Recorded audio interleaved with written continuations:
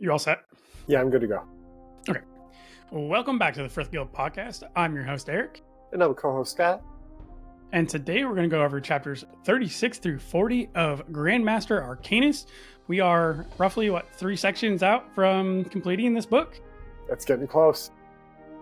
So close. So much going on. All right. Before we get started today's episode, I do also want to thank everybody for listening. And if you could like, share, subscribe, all that good fun stuff for us, please. And also want to mention that the Frith Chronicles Wiki link is in the description below, along with the Capital Station Discord server, so you can go on and join in the fun there. And again, thank you everybody for voting for Shammy for the Dragon Con Award. Hopefully we get her to the W. And with that, we'll get into chapter 36, Darkness Made Flesh. I just want to say, this is some absolute bullshit they have Luthair. It's terrible. It's a role reversal, and it's awful. And he's also plague-ridden. So many things. Dread form, true form, nightmare. And her description of him is just absolutely badass, and going to be putting a picture somewhere in the relative area for those that are watching the YouTube video.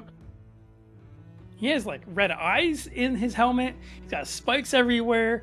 His cape appears tattered and has red stars in it. Why do we have to fight people we can't outright kill?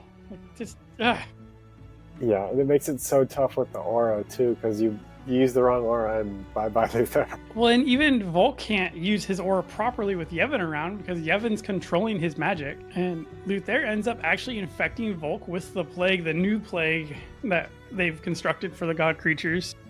So now we have to actually put a lot of effort into creating the correct aura so that we don't die. And like Luthair just kind of deuces out as the fight is concluding. I did my duty and I'm off. We go to chapter 37, Magiborne Runes. So pretty much everyone's fighting Luthair. Felicity dies, which honestly I think I was more pissed when Felicity died than I was when Luthair died. Just because I love like Adelgis' mind read, and no Felicity means no mind. So Volke does end up cutting the leech out of the body. Fane uses flesh manipulation to kind of get it out. They stomp on it, destroy it. Terra kind of does encourage him to use his aura, and these wounds that are coming from all the plague-ridden vomit and blood and everything turn into tattoos. So we do now have Volke and Eviana with matching tattoos of some sort, which we joked would be funny. But as this is concluding, we do also see the light that the Celia Waters has bonded. When, like you mentioned about Felicity dying, she's so innocent and just pure, odd. They're such a perfect pair. And chapter 38, Enchantment. Everybody comes out of the lair and discovers the effects of the salvation aura. Like you had mentioned with Volke getting infected and then like saving himself with his own aura. What would have happened if he used his Armageddon aura? Pop himself. Suicide by aura, I guess. Right? Like completely on accident. Because obviously he wouldn't do that on his own or like intentionally. But now that we have the Celia Waters bonded, we find out that William was the one that got to bond with it. So, yay! William Finally got to bond. Now, he did have to promise the Celia Waters that he has to sacrifice any of his children to the depths in order to bond. So I would say that it's a good thing he's a bit on the older side in that he probably, I'm going to assume, doesn't want children anyways. Wasn't really planning on having more after Ilya and Volke. So it works out for everybody pretty well. It's kind of a crap deal, but it is what it is. Sadly, this doesn't feel like the right creature for William to be bonded to, and it definitely is forced. Like you can tell, this is definitely not the ideal situation. We didn't want him to bond with her, but situation is kind of dire, so kind of can't really be beggars. Yeah, they didn't really have many other Arcanists to choose from at that point. Especially since Adelgis, who now would have been able to, was just about 10 minutes too late from the opportunity. Not that he would have wanted to, but... Exactly. So we're going to be happy for William regardless. He's now a god arcanist. He's bonded with a creature, so he could feel a little bit better about that. We do find out the Silo Water's name is Luthair, and I just go back to say poor Adelgis for not having Felicity anymore. I know, it's so sad. Like, imagine how sad he feels losing her. And then part of his identity, most of his identity, was to be able to communicate with other people around the area because he's a mind reader. So on top of losing Felicity, he probably feels useless because he can't communicate now. He's just immortal again. Right, so just it's that overall, like, I don't want to throw him a pity party because that's not what he needs. However, I can totally understand it. Fane is so adamant about making sure that Adelgis can become an Arcanist again because he wants Adelgis to be able to live forever. And he said that he will join a guild just so that he can steal Adelgis another mystical creature. Bold move. Like, that's commitment right there. It is. Not what Adelgis wants, but that's commitment. I just love it. Just like, no. Now, as we're looking at our cool new tattoos or Magiborne tattoos, Adelgis has a very interesting theory about it, and that they are able to hold magic like star shards. And Eviana basically tests this theory out on Volke, because I think Volke would probably be the best one to be able to handle something going wrong than anybody else. And she ends up bestowing upon him her nightmare vision on Volke, so he's able to now see in the dark again, and his silver tattoos like coil up and go black. So yeah, it's really cool. So excited that, like, I wish I had these kind of tattoos.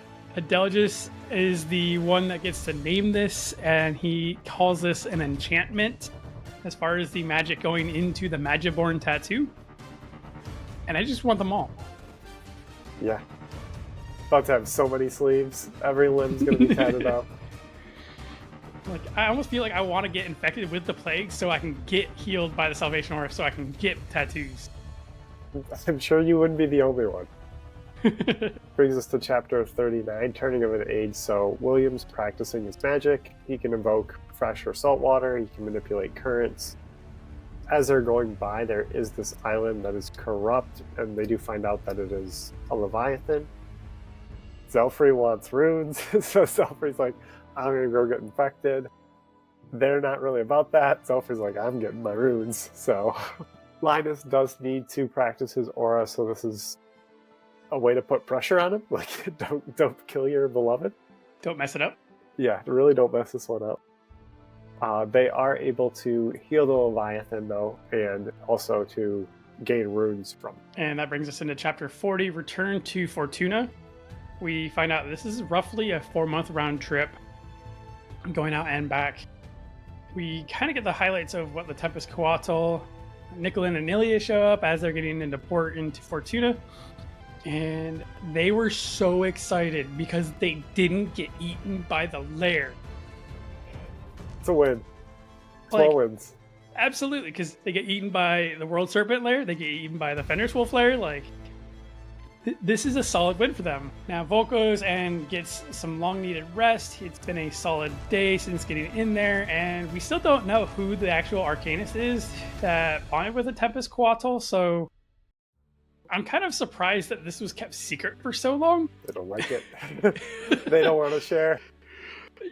Yes, that's very true. Like, they don't want to be the ones that have to break the news. Now, Volke ends up going to meet with the figureheads of Fortuna, and we find out that Queen Ladislava has not sent her troops yet, that she's waiting for Volke to widen the path in the mountains by Elios. And Volke is probably pretty pissed at this point because he's like, this is not the time to be messing around like this. It's like, kind of need to do this shit. And you do find out the Autarch has bonded with 3 other god creatures, and that the nations that are deciding to side with him are finally being very clear cut. Basically, all the island nations are the ones because of his tie with the Abyssal Kraken. The landscape. Sneaky snake. Like, do you think Terracotta is faster, or is the Fenris Wolf? I can't think of his name. Not Fenris Wolf. The Orowins. Oh my gosh. Oh, I'm not gonna come up with it. I know what you're talking about, but I'm not gonna come up with it. So I know the Fenris Wolf is Bjorn. I cannot remember, but I wonder who's faster, Terracotta or the Sky Titan. Once we get there, Volk starts to widen the path. He gets to the top of the hill, and all these soldiers, this half legion of soldiers, just sitting there, tents up, ready, like cooking, just doing their thing, waiting for Volk to get there. He's actually really happy that they're already there and ready to go as soon as he gets the path widened for them. Orwin does take them over to New Nora, just so that way we can go to collect Liette. And we then need to dash back to Fortuna. And Volk has lots and lots of time. He's working on his Salvation Aura. He's working on like just maintaining his Salvation Aura. Or is this in the next section? No, I think it's that section. Okay. I know there's quite a lot that happens here, so. You good? So they get to New Nora. They talk about this mystical creature that they have to essentially get bonded. They have two all-seeing sphinxes that want to bond, that are waiting to bond. And Volk's like, that's not my problem right now. I need to get Liette, and we need to get the hell out of here and get back to Fortuna. Eviana is very worried that Volk will end up sacrificing himself to save the world. And like, have you met Volk? He would.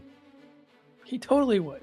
And with that ends chapters 36 through 40 of Grandmaster Arcanist. Next week, we're going to be picking up 41 through 45, which is our last section before the finale. So make sure you guys tune in next week. And Scott, did you have anything else you'd like to add today? No, that's it. All right, we'll catch you guys next week for the final, or the second to last section of Grandmaster Arcanist. All right, bye-bye.